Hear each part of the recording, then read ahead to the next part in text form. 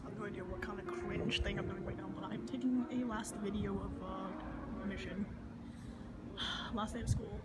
It's already actually pretty late in the afternoon. Well, not very late, it's like 2 p.m, but it's already an hour after school has actually been out. And like, it's been a while since everyone is gone, but I'm just taking a last video of the campus, because it won't be the same again, I guess. There's like a person over there, so I'm just gonna shut up now.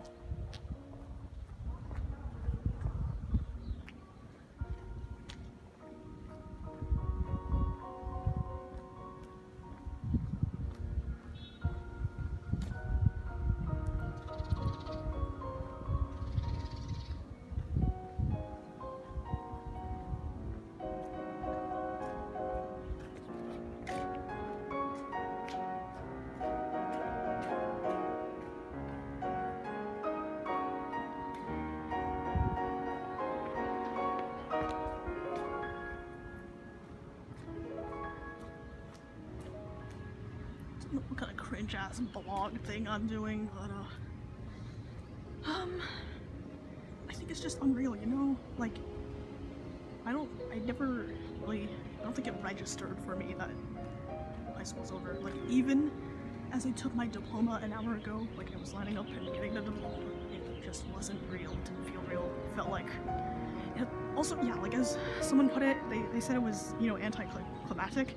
Like, it didn't really feel like a huge thing, even though, I mean, supposedly kind of like now, like, how do I put this? It's like, we've like finished, and it's like, so for our entire lives, we grew up in a pond, right? And like, it's finally time to leave the pond, right? It's time to, like, leave it and, you know, go on our separate ways. It's like if the pond branched into, like, a bunch of different streams. This is my very poor attempt at being deep or some shit, but like, you know, it's unreal. And I'm like praying no one is like following and watching, because that'd be kind of, yeah, awkward. But yes, this is my last walk home, so I'm kind of determined to record it. And I guess like walking for 15 minutes or so with my hand in the air is quite tiring. I'm also praying that my storage on the phone doesn't run out, which, you know, but hey, it's still going, so. See, one of the things with high school is that, like, okay, so when everyone was getting their, you know, their diplomas, it was like, I saw people crying, right? Like, people were like crying, hugging each other, like doing giant group hugs, because, you know, like, it's like the end, right? So it's like everyone, it finally hit everyone that, you know, this is probably the last time we're going to be in one giant place. Okay, well, except the graduation ceremony, which is like in 4 days, I think. But you know what I mean? Like, it's like basically how did someone put this? The beginning of the end? Yeah, it's the beginning of the end of like the first phase of our life or whatever. Like yeah, that's pretty darn crazy. I don't know. I'm starting to sound like Exerbia or something, but no, seriously. Okay, so we watched the graduate in Rath's class, which I had 6 periods, so like last period today. That was a trippy ass show, but also it was pretty good. But I don't really have anything to comment on it other than it has a crazy plot, and I don't know, I had a fever dream watching it, and it was also like plenty of cringe-worthy moments, like, you know, rom-com moment.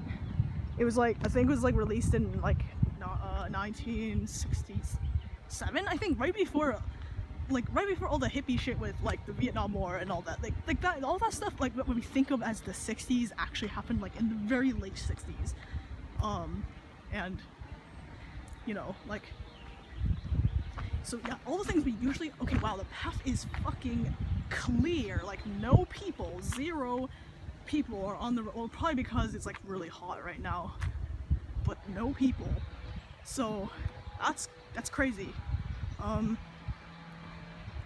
But yeah, this is like, you know, one of the last walks I'm gonna take, so, you know, I'm trying to soak it in and all that. Normally I walk to school with like the AirPods in, which probably isn't like, you know, like it's gonna destroy my ears one day, gonna make me go deaf, like from like blasting music and stuff, like, so I don't really listen to I don't really pay attention to my surroundings, I guess. But like, hey, I mean, it's my last walk, okay? Like, let's just make it like poetic and shit. So, you know, so I remember how like whenever there's like a storm, like a lot of rain, this place would like there used to be like a lot more trees on that side of the river, but like on the creek, but like they all fell over whenever there was a giant storm, so it would freaking block the road, and it became like some sort of like a jungle thing where we'd have to like crawl over all the fallen branches and stuff.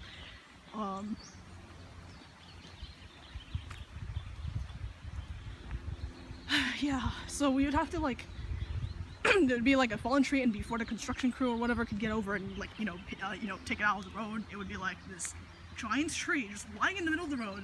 And it became straight out of one of those tales that parents tell their kids, like, oh yeah, I used to walk like 3,000 miles to school every day, and like I had to go through a river and like 2 mountains. Like, it kind of became like that a little bit with like the tree in the middle of the road.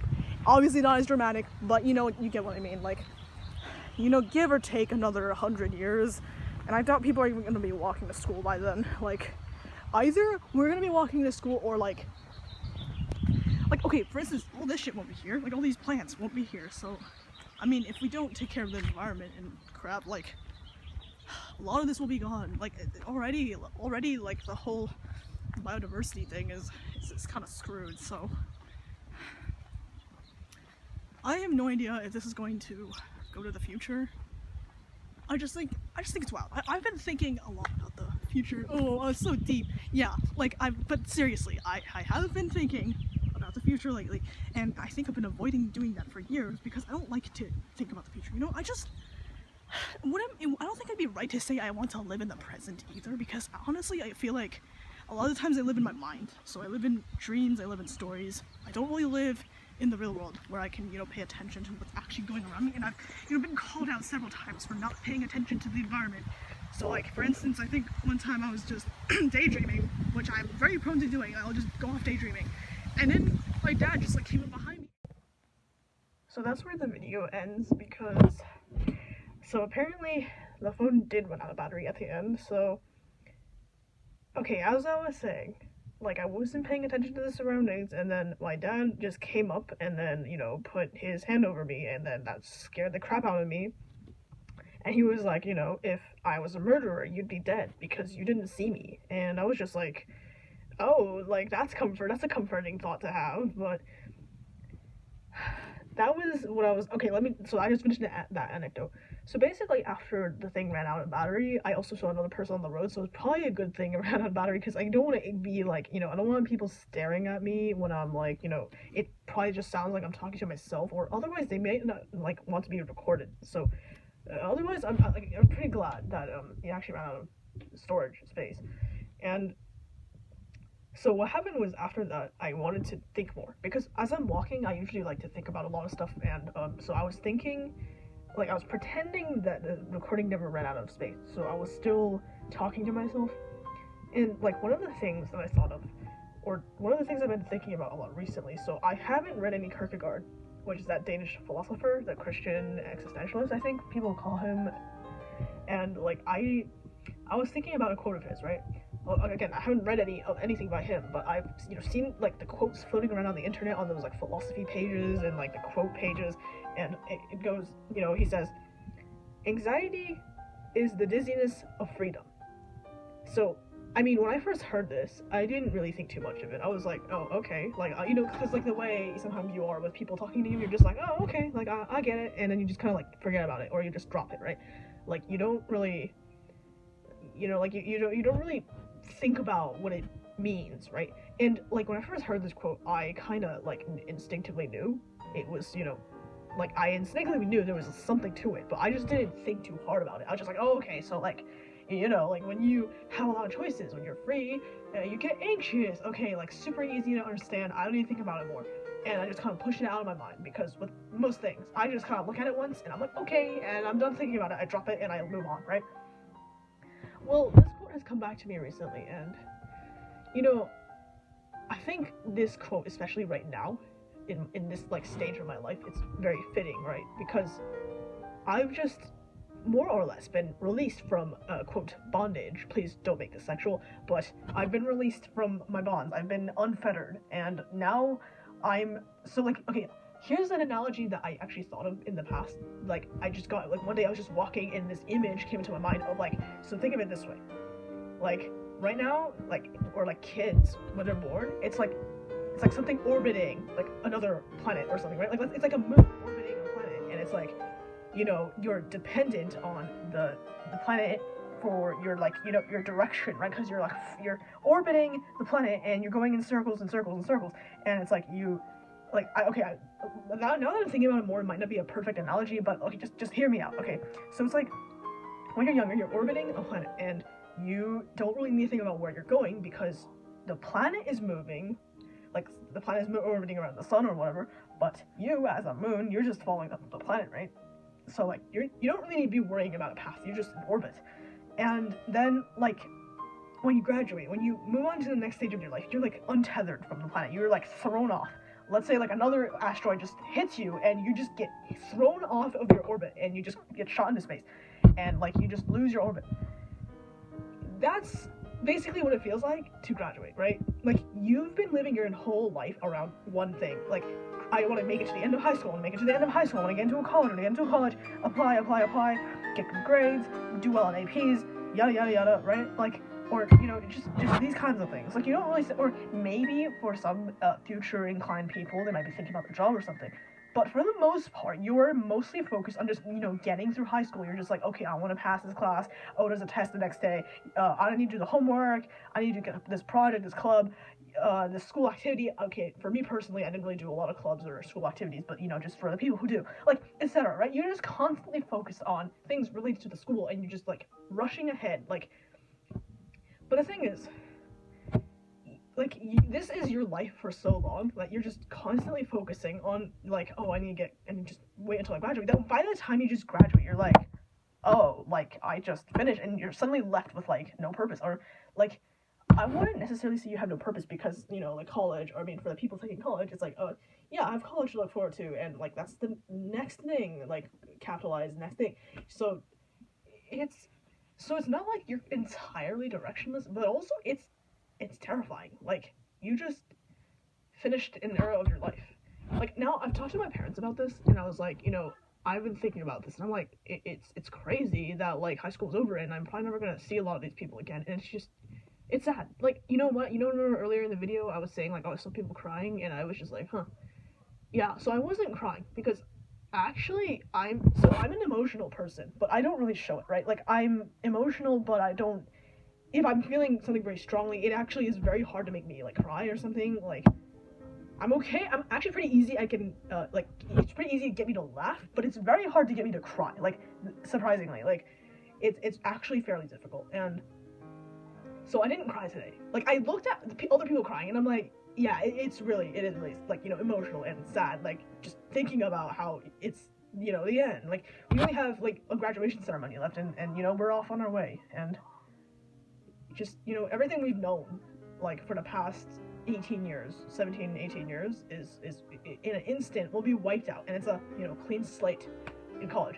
Now it's not gonna be a complete clean slate, you know, obviously, but a lot of your life it will you know have been rebuilt because now you're in another community, in another college, or for the folks who don't go to college, they're you know finding a job and stuff. Well, you know, I just gotta say it's like fucking terrifying, right? Like because everything has been reset, and you know you gotta, like I said with the analogy, I kind of at a loss of words now, but like with the analogy of the planet, you've just been untethered, and like you know you have to find your own direction now. Even with college, you know, like, and also I'm assuming that once you finish college, of course you're also gonna get this crisis where you're gonna have to leave all your friends and all that, right? Like as for me personally, I don't know if I'm gonna get a master's or like you know a PhD, but you know, we'll see. I don't know. 4 years can change a lot, and I, of course, know this very well with high school.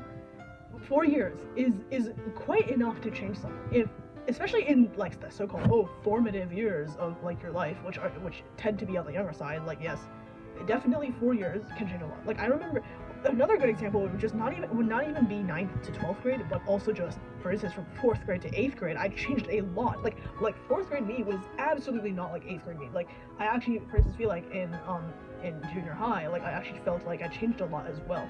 Like, from elementary to junior high, I did in fact change a lot. And for instance, I actually developed a study habit. Like, that's insane. Like, and also did assignments. In elementary school, it's kind of notorious for not getting shit done. This problem kind of resurfaced, I'll admit, this year as a senior because of senioritis and just losing motivation in general, so that was not fun. But, you know, I'm kind of losing my train of thought because I've been talking for so long.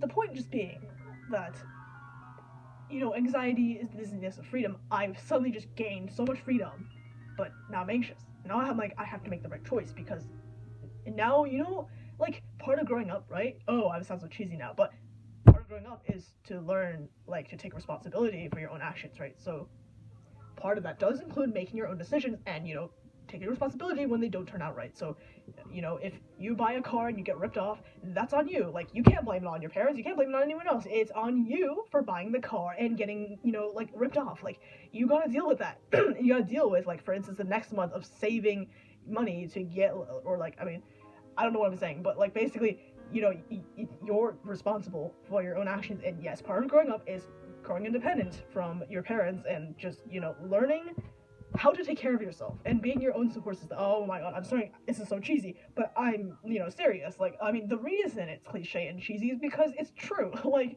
you do have to be there for yourself when no one else is, and, you know, take responsibility for actions and grow up. Like, yeah, I don't know. I'm sounding so preachy now. I'm sorry. But it is quite unreal. So, for those of you wondering, I'm actually at home right now. Like, I'm not on the road or anything. I've already been home for, like, 2 hours now, and I'm just recording this last segment because, obviously, just cutting off in the middle of the video is not fun. And I'm sorry you had to stare at, like, a black screen for this long, but I just didn't feel like, you know, I don't feel like showing my face. And also the room is messy as hell, so I'm just not gonna show anything. But, you know, that's all. Like, that's all I got to say, and, till next time, I guess. If there is a next time.